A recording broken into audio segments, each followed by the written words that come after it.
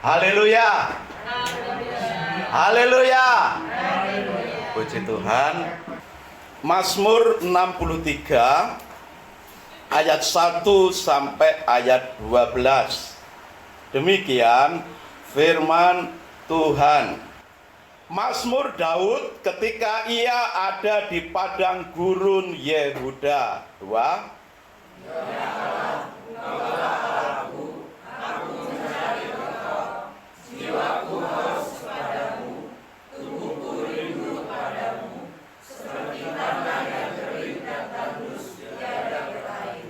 Demikianlah aku memandang kepadamu di tempat kudus, sambil melihat kekuatanmu dan kemuliaanmu. 4. Sebab kasih setiamu lebih baik daripada hidup, bibirku akan memegangkan engkau. Demikianlah aku mau memuji engkau seumur hidupku, dan menaikkan tanganku demi namamu. 6. Seperti dengan emas tersusun jiwaku dikenyangkan, dan dengan bibir yang bersorak-sorai mulutku memuji-muji. Apabila aku ingat kepadamu di tempat tidurku, merenungkan engkau sepanjang kawal malam. Selanjutnya. Sungguh engkau telah menjadi pertolonganku, dan dalam naungan sayapmu aku bersorak-sorai. Jiwaku melekat kepadamu, tangan kananmu menopang aku. 10. Tetapi orang-orang yang berpikir mencabut nyawaku akan masuk ke bagian-bagian bumi yang paling bawah. Mereka akan diserahkan kepada kuasa pedang. Mereka akan menjadi makanan anjing hutan. 12. Tetapi raja akan bersukacita di dalam Allah. Setiap orang yang bersumpah demi dia akan bermegah, karena mulut orang-orang yang mengatakan dusta akan disunat. Amin. Haleluya. Silakan duduk. Ya, saudaraku, setiap musim, baik musim penghujan, musim kemarau, atau musim salju, musim gugur, musim semi, ya, musim panas. Setiap musim selalu ada hal-hal yang tidak enak. Tapi ada juga di sisi lain hal-hal yang sangat enak. Dalam setiap musim ada kesulitan, tetapi juga di setiap musim ada berkat-berkat bagi manusia, bagi makhluk hidup. Di setiap daerah, baik yang nampaknya gersang tandus, maupun di daerah yang nampaknya subur makmur, selalu ada hal-hal yang sulit, tetapi juga ada hal-hal yang nikmat.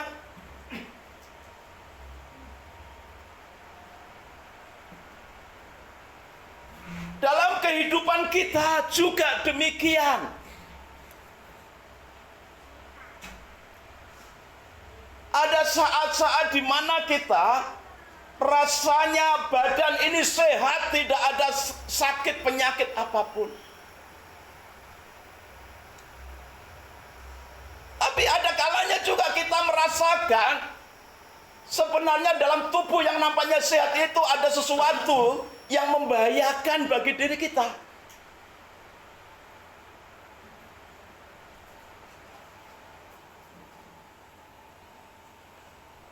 Dalam segala kelebihan rezeki kita, mungkin kita punya banyak uang, punya banyak harta. Di sana juga ada bagian dalam hidup kita yang terasa hampa. Tetapi apapun yang kita alami, itu menunjukkan bahwa dunia itu berputar, dunia itu bisa berubah-ubah sesuai siklusnya, sesuai musimnya. Tetapi apapun musimnya itu, walaupun dunia berubah, walau dunia berubah, tapi kasih setia Tuhan tidak pernah berubah. Di musim yang nampaknya kering, atau di musim yang nampaknya subur makmur, di mana Tuhan hadir, selalu ada hal-hal yang dahsyat yang terjadi. Demikian juga yang dialami oleh Daud yang kita baca dalam satu pasal tadi. Tema khotbah kita pada pagi ini, teguh di tengah badai gurun. Teguh di tengah badai gurun. Tadi dalam ayat 1 dijelaskan, dituliskan, dalam konteks semacam apa Mazmur ini terjadi, lalu ditulis. Di ayat 1 jelas dikatakan itu terjadi, peristiwanya terjadi di padang gurun Yehuda. Siapa yang mengalami situasi di padang gurun Yehuda? Daud. Raja Daud. Mengapa sang raja kok tidak ditahtanya? Malah ada di padang gurun. Karena Daud sedang dikejar oleh anaknya yang bernama Absalom yang sedang mengkudeta dirinya. Lalu untuk menyelamatkan dirinya, dia lari ke padang gurun Yehuda. Bagaimanakah situasi padang gurun Yehuda? Padang gurun Yehuda itu padang pasir yang begitu luas, dan di beberapa bagian ada bukit-bukit berbatu, sangat cocok untuk bersembunyi dari kejaran para musuh. Tetapi yang namanya padang gurun, padang pasir, lebih banyak kesulitannya yang ditemui Daud di sana. Mencari air tidak mudah. Menghadapi cuaca yang ekstrim di padang gurun. Panas kalau siang hari, panasnya pol, kalau malam hari dinginnya pol. Dan dalam waktu yang tidak terduga, badai padang gurun bisa datang setiap saat.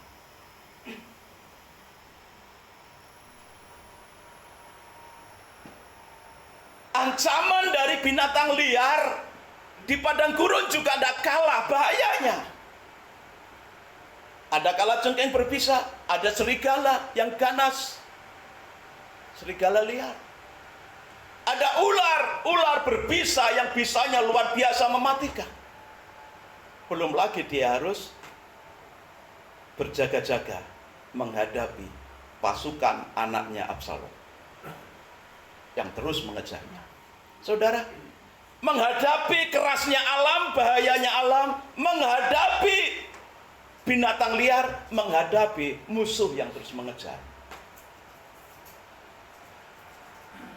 Ini tentu masa-masa yang sangat sulit. Masa-masa yang sangat ekstrim, yang sangat membahayakan bagi Raja Daud. Tetapi ketika kita membaca tadi, apa yang dialami oleh Daud? Daud tidak putus asa.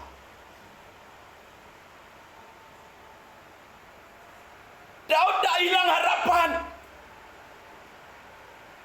Daud tetap teguh, tidak tergoncangkan.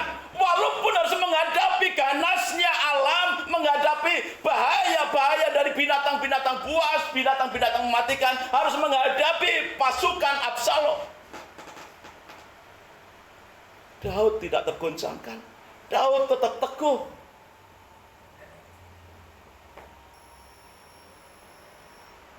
Di mana kuncinya? Daud bisa menghadapi semuanya itu dengan tetap teguh. Lalu apa hubungannya dengan kita hari ini, jemaat Tuhan di Bethlehem?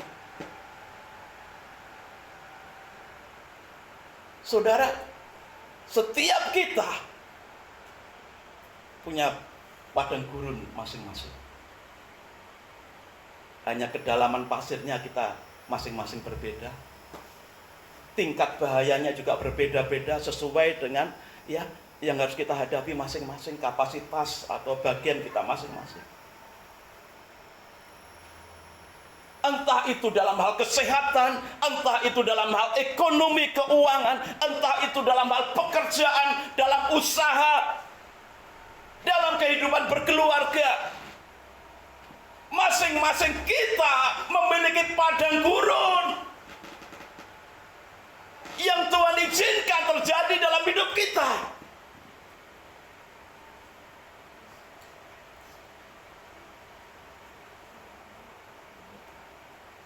Tapi bagaimana supaya kita sebagaimana Daud bisa tetap teguh, tidak tergoncangkan di tengah badai padang gurun itu? Maka kita perlu belajar dari Raja Daud. Supaya apa? Dalam menghadapi padang gurun kehidupan kita masing-masing ini, kita tetap teguh, tidak tergoyahkan. Biarpun gunung-gunung beranjak dan segala bukit bergoyang. Saya kalau nyanyi lagu ini ingat Yesaya waktu kecil, ya mungkin seumuran Yefta ya. Kalau nyanyi begini, biarpun gunung-gunung beranjak, sambil pantatnya igol-igol gitu. Tapi sekarang sudah jadi bapak-bapak ya. Lucu sekali, ya lucu sekali Pak Yesaya ini dulu waktu kecil. Saya tahu perkembangannya waktu sekolah minggu sampai jadi remaja. Wah, sampai hari ini tidak tergoyahkan. Sampai hari ini masih setia Pak Yesaya, puji Tuhan, tidak tergoyahkan. Lah kita bagaimana? Supaya apa yang dialami Daud dalam menghadapi padang gurun yang begitu ganas dan berbahaya itu tidak goyah. Yang pertama,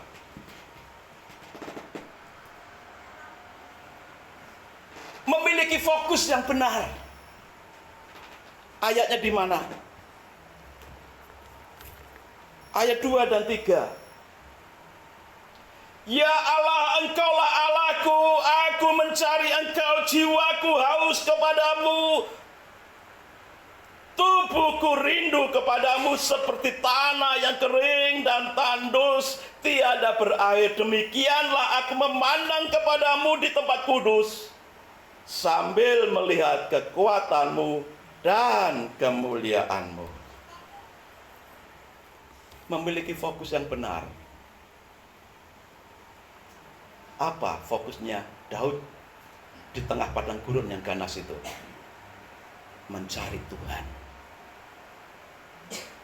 Cari Tuhan. Merindukan Tuhan selalu. Mengarahkan pandangannya kepada Tuhan.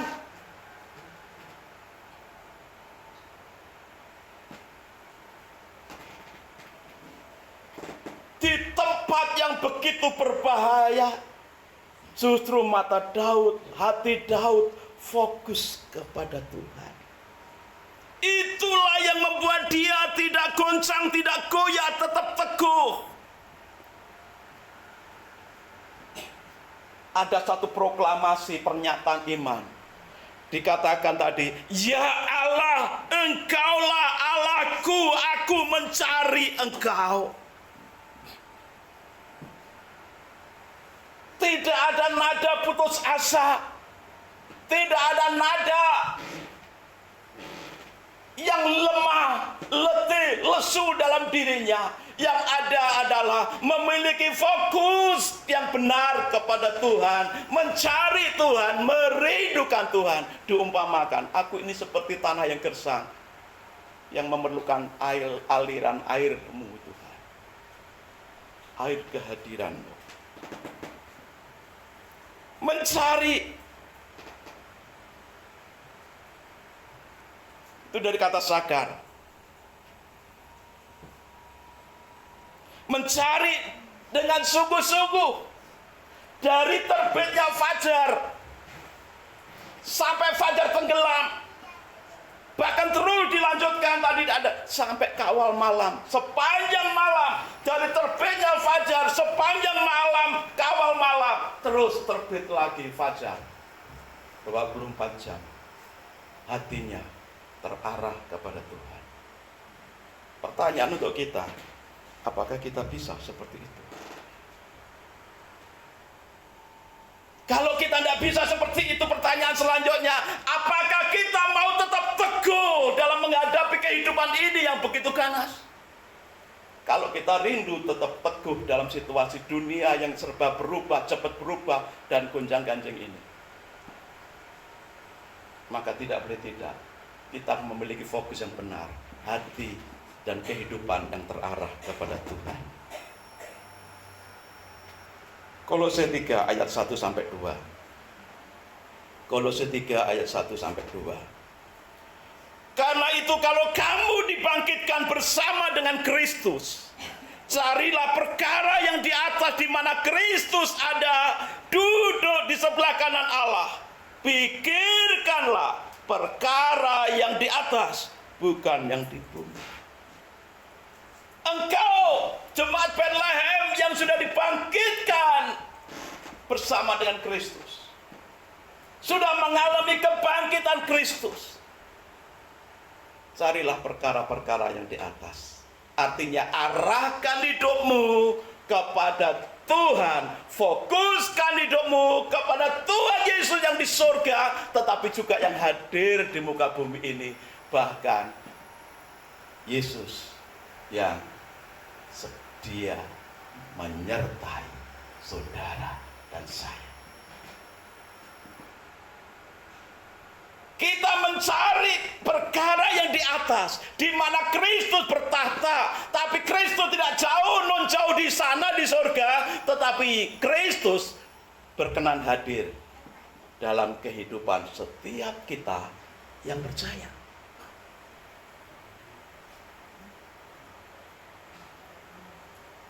Tuhan mau menyertai kita yang percaya.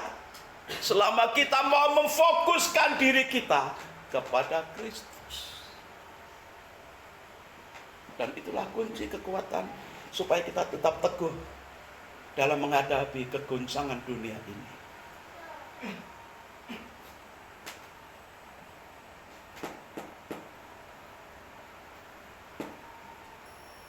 Beratnya beban hidup kita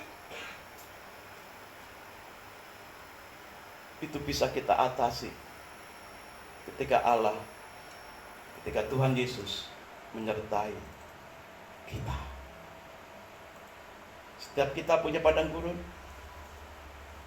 luasnya, dalamnya padang gurun itu, ganasnya padang gurun itu, dalam setiap kita berbeda-beda. Tetapi semua padang gurun kita bisa diatasi hanya dengan kehadiran Yesus. Yesus hadir dalam hidup kita ketika kita memfokuskan diri kita, mempercaya Yesus menjadi penolong kita, menjadi juru selamat kita. Yang kedua, ayat 4 sampai 6. Sebab kasih setiamu lebih baik daripada hidup, bibirku akan memegahkan engkau. Demikianlah aku mau memuji engkau seumur hidupku dan menaikkan tanganku demi namamu seperti dengan lemak dan sumsum. Jiwaku dikenyangkan dan dengan bibir yang bersorak-sorai mulutku memuji-muji Tuhan. Setelah kita mengarahkan diri kita, memiliki fokus yang benar, mengarahkan diri kepada Tuhan Yesus. Yang kedua, ini memiliki kepuasan yang benar. Milikilah kepuasan yang benar. Dikatakan tadi, kasih setiamu lebih dari hidup. Kasih setia Tuhan lebih dari hidup. Apa maksudnya? Yang pertama, kehidupan kita di bumi ini terbatas kan. Semua ada tenggang waktunya. Ada yang umur 10 tahun dipanggil Tuhan, ada yang umur 30 tahun dipanggil Tuhan, ada umur 50 tahun dipanggil Tuhan, ada umur 80 dipanggil Tuhan, ada yang lebih dari itu baru dipanggil Tuhan. Itu maksudnya. Bahwa hidup kita di bumi ini sementara. Tetapi yang jauh lebih dahsyat itu adalah kasih setia Tuhan yang bernilai kekal. Sejak kita hidup di bumi ini sampai kita nanti meninggal dunia, kita melanjutkan dalam kehidupan di surga, dalam kekekalan. Itu yang dimaksud bahwa kasih setia Tuhan lebih daripada hidup. Banyak di antara kita yang puas kalau uangnya banyak.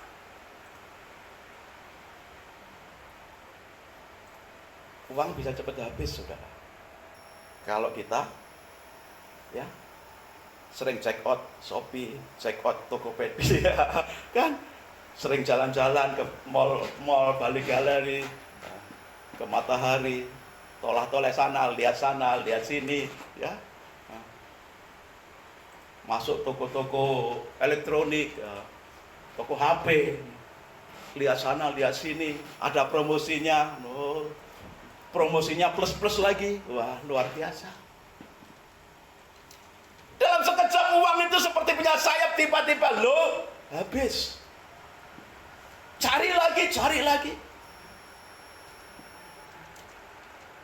Kalau kepuasan kita karena uang, karena harta, karena kaya, karena ganteng, karena tampan, ya yang ganteng-ganteng, yang tampan-tampan, saudara, kita tampak gagah, tampak cantik itu, saudara, dalam batas umur tertentu, saudara, secara fisik.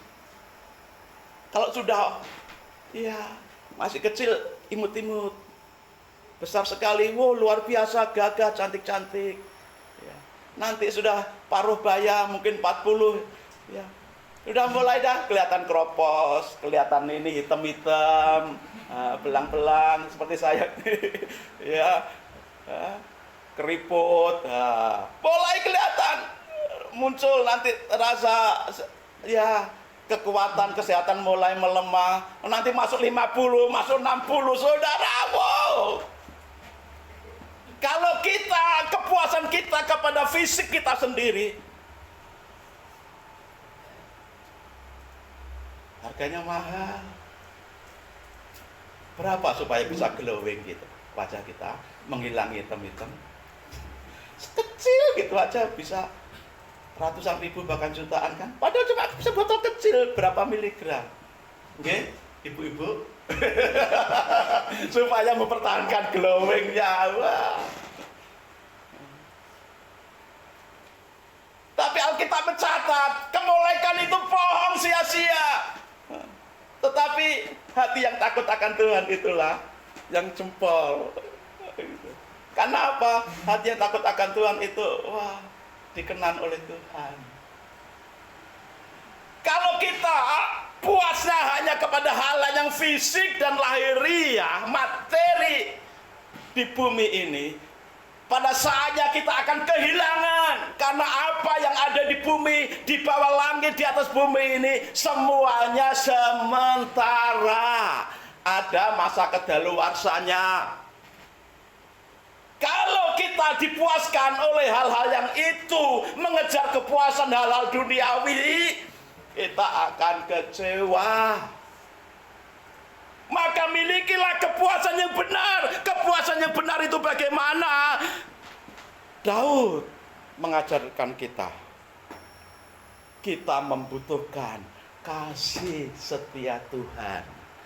Ketika kita masih kecil, kasih setia Tuhan menjaga, menyertai kita. Ketika kita menginjak remaja, dewasa, lalu umur kita semakin tua, kasih setia Tuhan terus mengiringi kita, menyertai kita. Bahkan sampai maut menjemput, kasih setia Tuhan pun mengiringi kita. pacar kita mengiringi kita saat kita sehat. Saat kita sakit, belum tentu pacar kita itu setia. Apalagi sakitnya bertahun-tahun. Keluarga kita, famili kita, suami kita, istri, anak kita, ada masa tenggangnya juga menyertai kita. Paling banter sampai di kuburan. Lepas dari kuburan, tidak akan famili kita itu menyertai kita. Kesetiaan keluarga kita itu terbatas sampai di kuburan, saudara. Tetapi kasih setia Tuhan itu kekal. Maka kalau kepuasan kita itu kepada kasih setia Tuhan, maka kita akan dipuaskan. Kita tidak akan goyah. Apapun yang kita alami, seberat apapun, sesulit apapun, padang gurun sekejam apapun yang kita hadapi selama kita hidup, kalau kasih setia Tuhan menyertai kita, kita akan mengalami seperti Daud alami, tetap teguh, tidak goyah, tidak putus asa, tidak gentar dengan kerasnya kehidupan ini. Bahkan dikatakan tadi dalam ayat 6, Daud itu merasa dikenyangkan oleh lemak dan sumsum, saudara. Di padang gurun loh, saudara.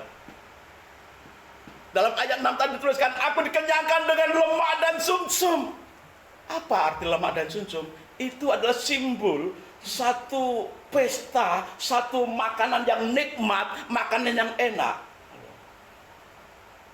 Di pojok jalan Malboro dan Tangkuban Perahu ke arah saya itu ada namanya Sateku. Di situ tersedia. Nah, Pak Heru senyum-senyum berarti sering ke sana nih. Selain sate, ada menu yang spesial.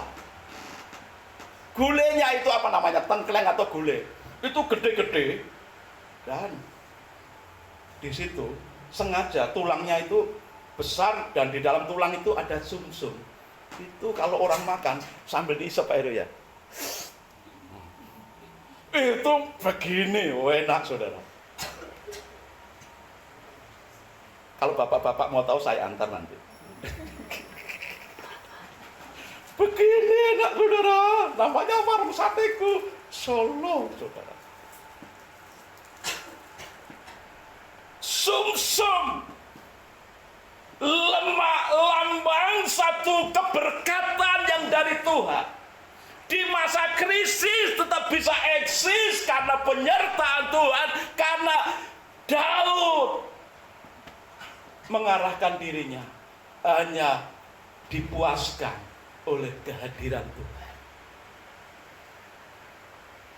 Di padang gurun tidak putus asa, tapi dia merasakan kepuasan. Tidak merasa lapar, tidak merasa haus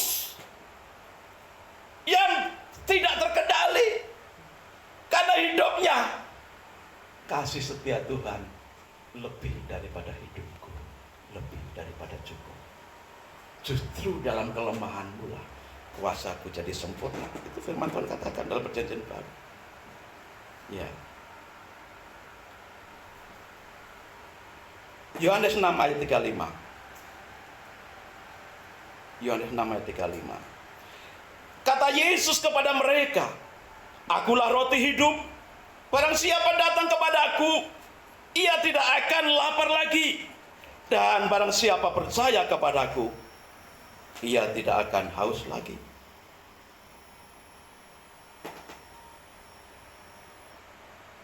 Artinya apa? Padang gurun apapun yang Tuhan izinkan terjadi dalam hidup kita, kita tidak akan pernah goyah, kalah oleh keadaan yang nampaknya seperti di padang gurun itu, karena Tuhan tetap menyertai saudara dan saya. Amin saudara. Penyertaan Yesus itulah yang membuat saudara dan saya tetap kokoh, tidak goyah. Yang ketiga, ayat 8, 9.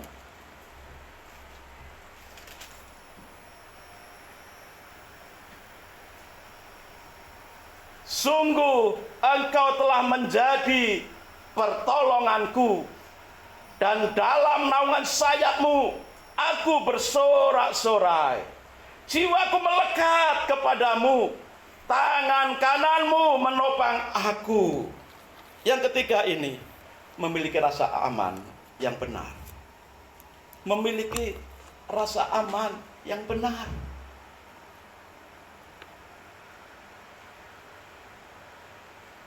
Orang seringkali merasa aman kalau di rumahnya ada penjaga, pengawal.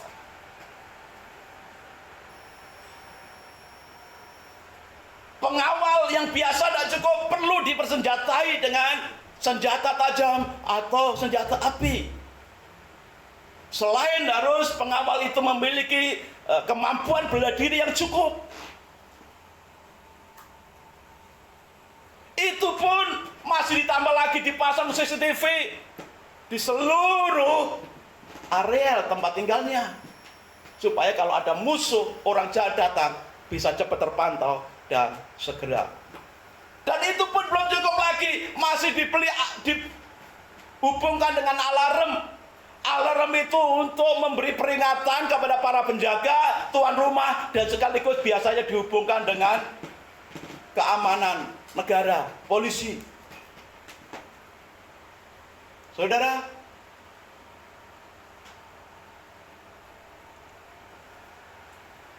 sebenarnya itu ada rasa takut yang disembunyikan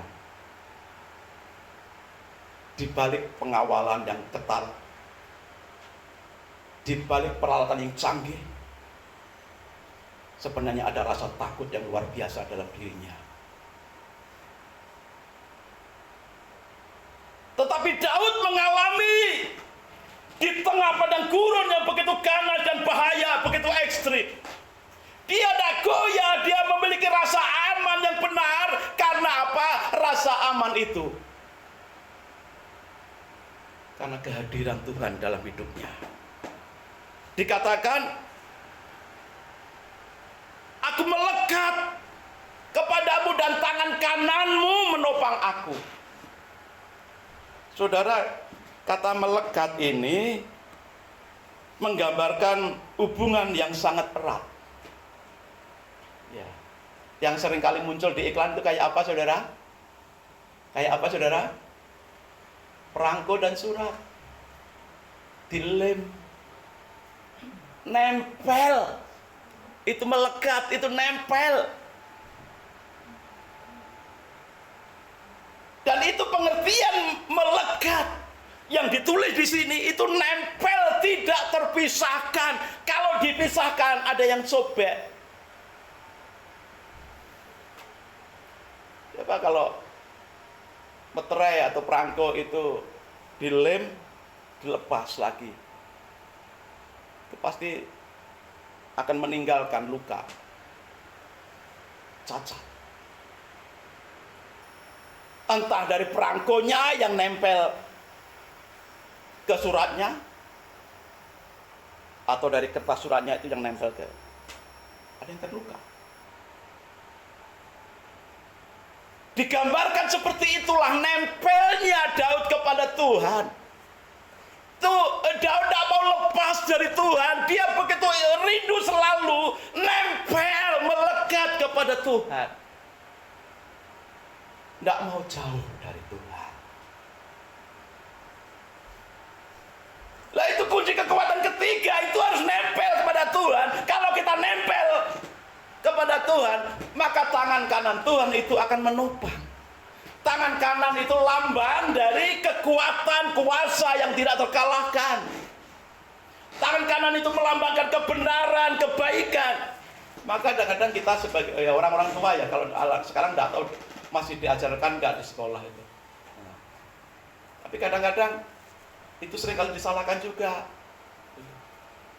Karena tangan kanan itu tangan yang lambang kebaikan, kiri. Tapi kalau sekarang itu semua tangan kiri, kanan kiri sama saja.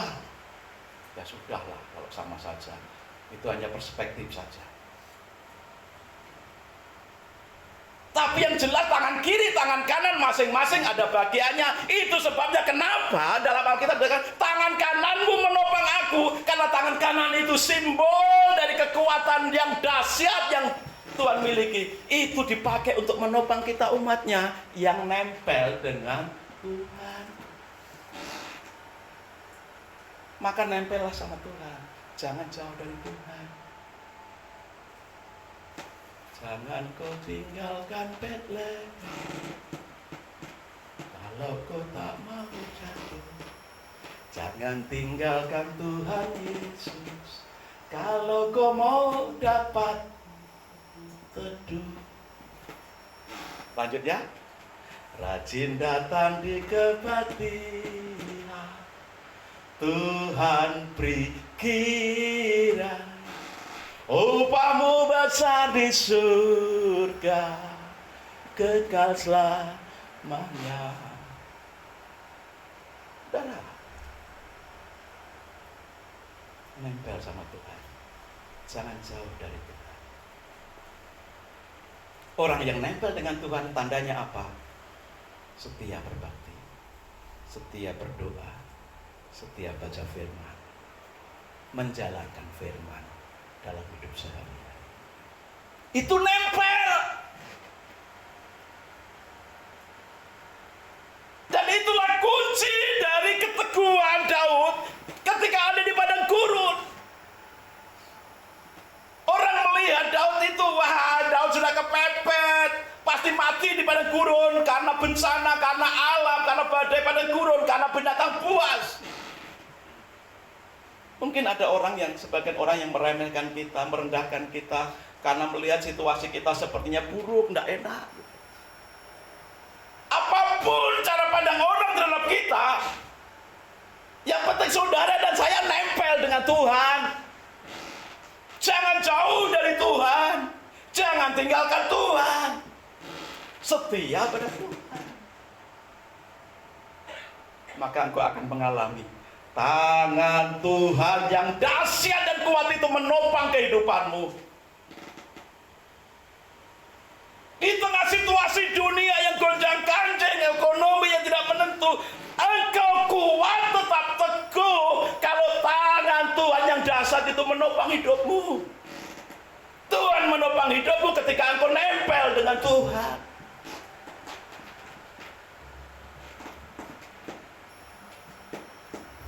Injil Yohanes 10 ayat 28, 29.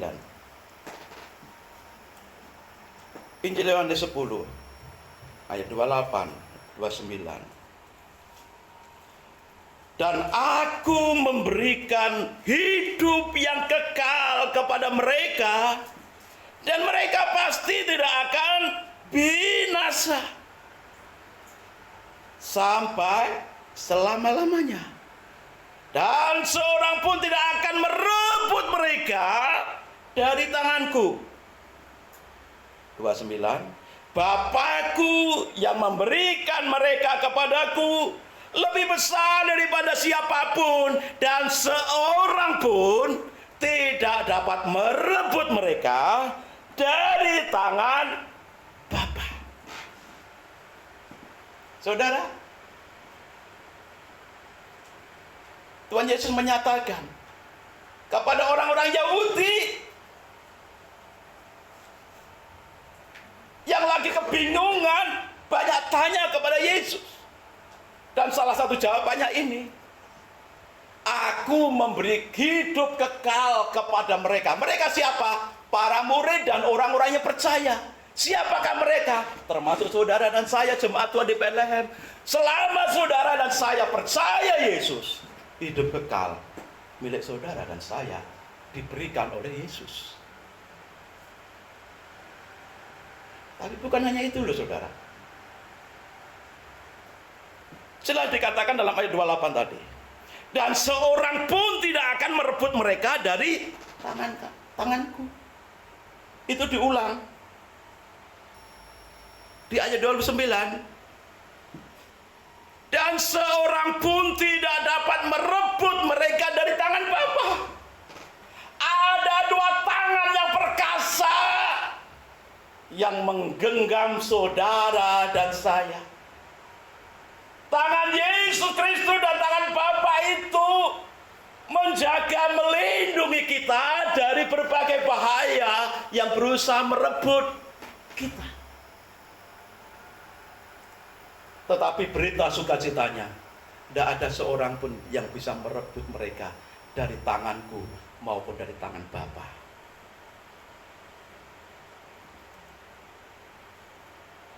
Kalau mereka tidak bisa merebut kita, berarti keamanan kita betul-betul terjaga, bisa dijamin. Keamanan kita itu oleh Tuhan Yesus, oleh Bapa di surga. Bukan hanya keamanan kita, tetapi juga apa yang kita butuhkan, yang kita perlukan untuk hidup di bumi ini. Walaupun situasinya seperti di padang gurun yang ganas, tetap ada tangan Tuhan yang menjaga, melindungi kita, sehingga tidak seorang pun atau apapun yang bisa merebut kita. Artinya kehadiran Tuhan itu menghasilkan perlindungan, keamanan. Tapi ada cerita juga. Di satu negara yang punya tentara yang tangguh, peralatan lengkap, benteng yang tinggi menjulang tidak bisa dirobohkan oleh musuh. Tetapi orang di dalam mati semua. Kenapa? Karena tidak ada bahan makanan, tidak ada minuman, semua sudah dikepung dari luar, tidak ada sembako yang masuk. Tapi perlindungan Tuhan yang mengamankan kehidupan saudara dan saya yang mau nempel dengan Tuhan melalui imanmu. Saudara tidak seperti orang yang mati dalam benteng yang kokoh. Karena apa? Dalam perlindungan Tuhan, Tuhan mencukupkan apa yang kita perlukan. Dalam perlindungan Tuhan, itu Tuhan tetap cukupkan. Walaupun situasinya seperti di padang gurun, dan setiap kita punya padang gurun. Nempellah dengan Tuhan, supaya perlindungan, jaminan untuk hidup dari Tuhan itu tetap menjadi bagian yang bisa kau nikmati. Daud masih terus bisa menikmati satu kehidupan walaupun hidup di padang gurun yang ganas. Saudara dan saya, orang lain nampak melihat kita seperti di padang gurun. Kita dilecehkan, kita dihina, mereka tidak pandang kita. Wah. Tapi selama kita nempel dengan Tuhan, perlindungan Tuhan tetap ada. Tuhan akan menyupport kebutuhan hidup saudara dan saya. Amin saudara. Mau nempel sama Tuhan, gandol Gusti, gandol Gusti, nggih, gandol Gusti. Selanjutnya, yang keempat, ayat 10 sampai 12. Tetapi orang-orang yang berikhtiar mencabut nyawaku akan masuk ke bagian-bagian bumi yang paling bawah. Mereka akan diserahkan kepada kuasa pedang. Mereka akan menjadi makanan anjing hutan. Tetapi raja akan bersukacita di dalam Allah. Setiap orang yang bersumpah demi Tuhan akan bermegah, karena mulut orang-orang yang mengatakan dusta akan disumbat. Yang keempat ini memiliki pengharapan yang pasti, pengharapan yang benar. Pengharapan yang benar itu pasti.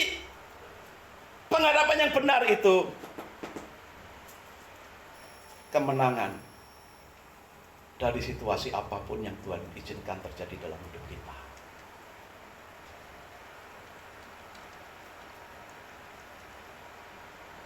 Di padang gurun yang begitu ganas dan ekstrim, Daud punya pengharapan yang pasti. Endingnya aku akan menang. Akhirnya aku akan menang.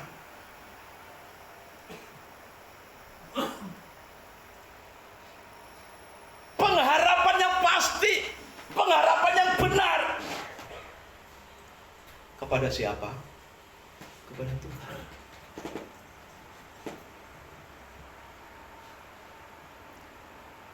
Hanya Tuhanlah yang sumber pengharapan kita, yang memuaskan kita.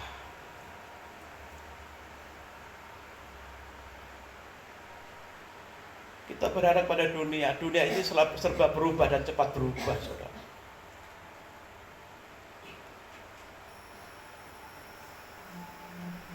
Orang yang kita harapkan selama ini seringkali pada akhirnya juga mengecewakan kita kok. Dan berapa banyak kita dikecewakan oleh orang-orang yang pada awalnya sangat-sangat kita harapkan bisa menopang, menolong kita. Kita kadang-kadang juga kena zong dengan pekerjaan dan usaha kita. Kita punya pekerjaan yang nampaknya bagus, gajinya bagus, kita nampaknya punya perusahaan yang bagus, menghasilkan setiap hari berjuta-juta, bermiliar-miliar keuntungan. Tapi berapa banyak hari-hari ini yang pada akhirnya bangkrut, yang pada akhirnya kehilangan pekerjaan. Apalagi di musim banjir seperti sekarang ini, para petani banyak yang nangis. Karena apa?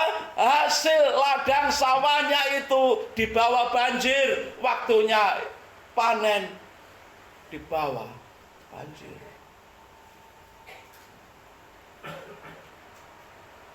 Kalau harapan kita kepada hal-hal itu, uang, materi, pekerjaan, usaha, itu harapannya tidak benar, yang tidak pasti. Karena semuanya bisa berubah dalam sekejap. Maka kita harus punya pengharapan yang pasti dan benar. Pengharapan kita hanya di dalam Tuhan. Daud juga mengalami seperti itu di tanah gersang. Pengharapan Daud tertuju kepada Tuhan.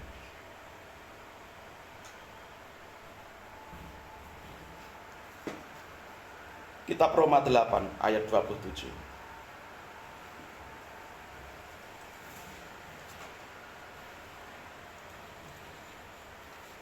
Roma 8 37. Tetapi dalam semuanya itu kita lebih daripada orang-orang yang menang oleh Dia yang telah mengasihi kita. Dalam ayat sebelumnya, Roma 8 di atasnya ayat 37. Siapakah yang dapat memisahkan kita? Kesukarankah? Kesakitankah? Tidak ada yang bisa memisahkan kita. Tetapi dalam semuanya itu, kita lebih daripada orang-orang yang menang. Dalam ayat 37 ini. Karena siapa? Kita bisa melebihi orang-orang yang menang.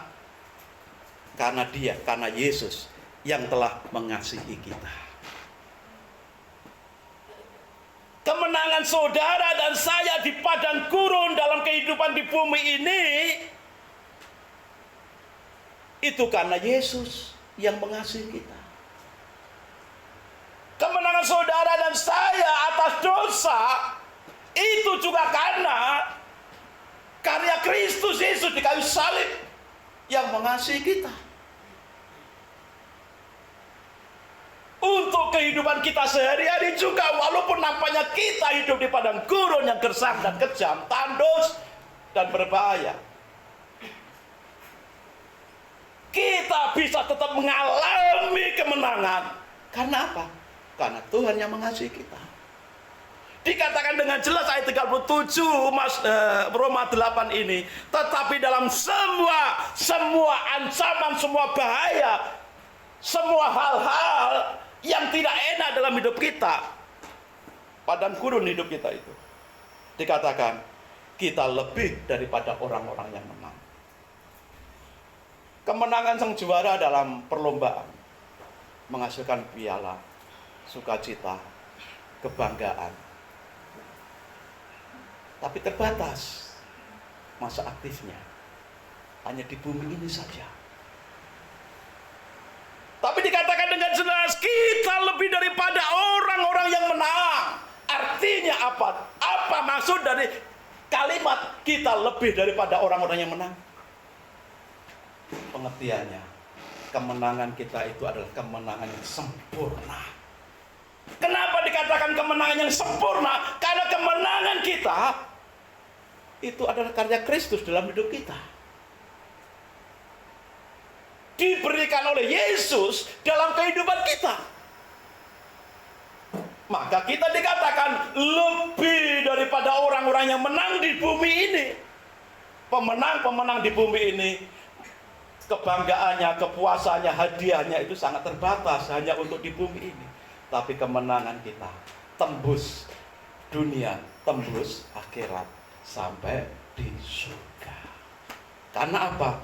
Itu semua karena karya Kristus yang mengasihi kita, diberikan kepada kita. Walaupun kita menghadapi kelemahan, aniaya, apa yang dapat memisahkanku dari kasih Kristus? Ya, seperti itu lagunya. Cari di YouTube, saya ada itu. Ya udahlah. Kemenangan yang kita punya itu adalah karya Kristus yang diberikan kepada saya.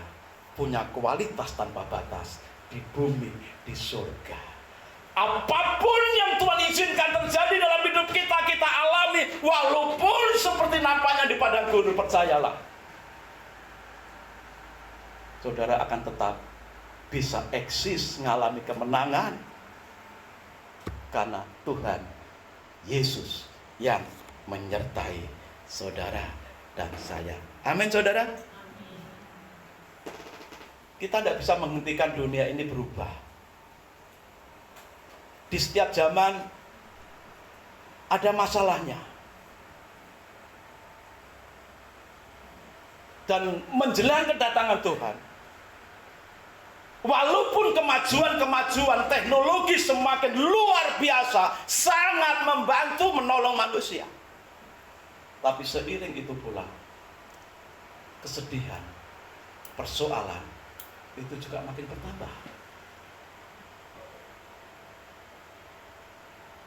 Anak zaman ketika melihat film-film tempo dulu, zaman-zaman kita yang tua-tua gini, saudara, kasihannya zaman dulu tidak ada HP, tidak ada TV, adanya radio, itu pun acaranya cuma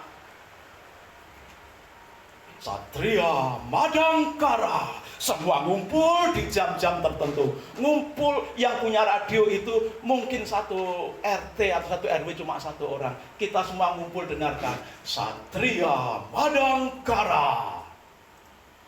Begitu ada TV, satu desa cuma ada satu. Pas filmnya, apa itu ya? Belum ada Titanic dulu ya. Unyil, ya Unyil juga masih baru-baru itu. Dulu filmnya Chip, Chip, polisi lalu lintas ya Amerika itu. TV-nya masih hitam putih. Ngumpul semua nonton di balai desa atau di tempat orang kaya satu desa. Wow. Begitu kejar-kejaran, akinya habis. Aduh, monster strom aki jauh di kota. Semua penonton bilang, kecewa, pulang dengan kecewa. Sekarang ada HP. Nonton film tidak harus datang ke 21. Di HP ada Netflix. Bisa dibesarkan pakai seperti ini, bisa pakai LCD ke tembok. Nonton sendiri kayak di gedung bioskop. Masing-masing kita punya HP. Memang betul kemajuan zaman, perubahan zaman itu kata orang mempermudah semuanya. Tapi ingat, seiring kemudahan-kemudahan itu, ada kesusahan-kesusahan yang dialami oleh manusia. Apa itu? Temannya punya HP, pengen HP, tidak punya uang, nangis ke orang tuanya. Tuh. Orang tuanya HP anaknya, sedih hatinya, sedih. Sementara anaknya terus nangis. Aduh, kasihan anakku lah. Teman-temannya itu punya HP, sedih. Mau beli HP enggak punya uang, akhirnya utang. Utang, enggak punya kredit card. Aduh, akhirnya dipinjol.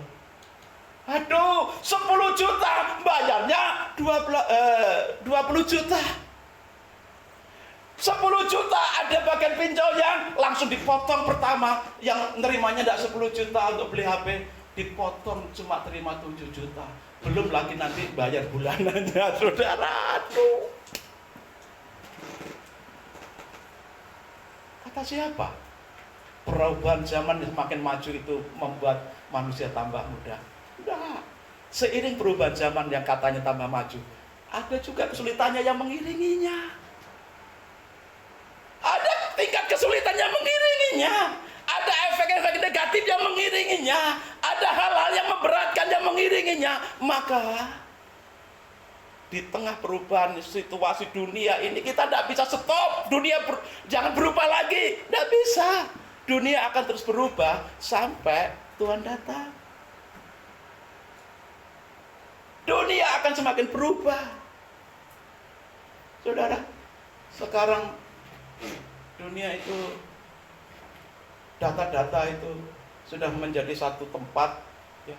Bahkan negara-negara adidaya pun berusaha menguasai data penduduk negara lain. Karena siapa yang menguasai data penduduk di bumi ini, dia punya kekuatan besar, punya power yang besar.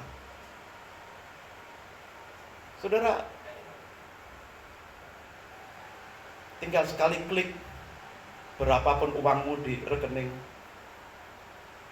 bisa hilang, bisa habis. Bukan karena aku habiskan, tapi oleh pihak kejahatan atau pihak negara lain.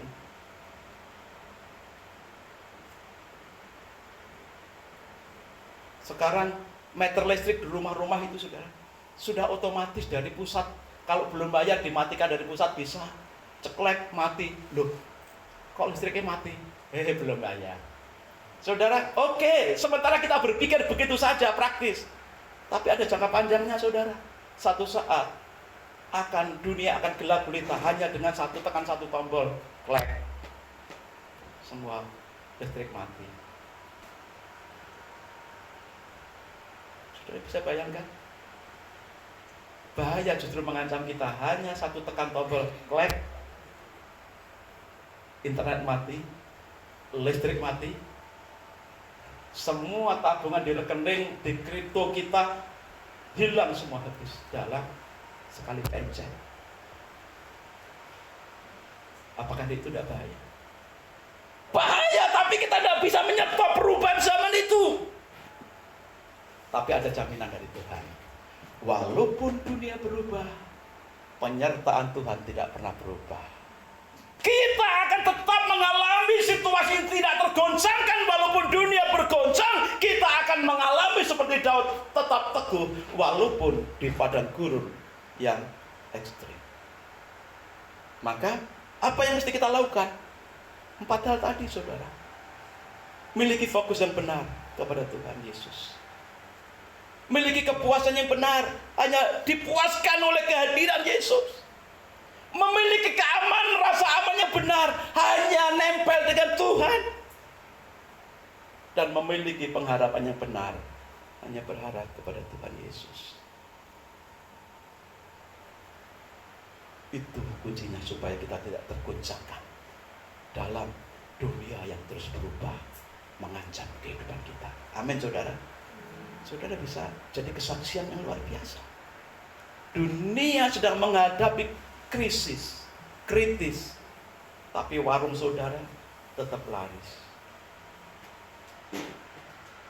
Customer driver atau langganan, ya, kita tetap dari order.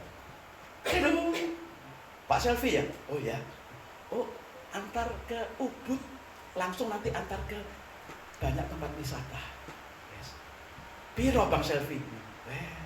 5 juta aja Pak, murah-murahan. Ding dong.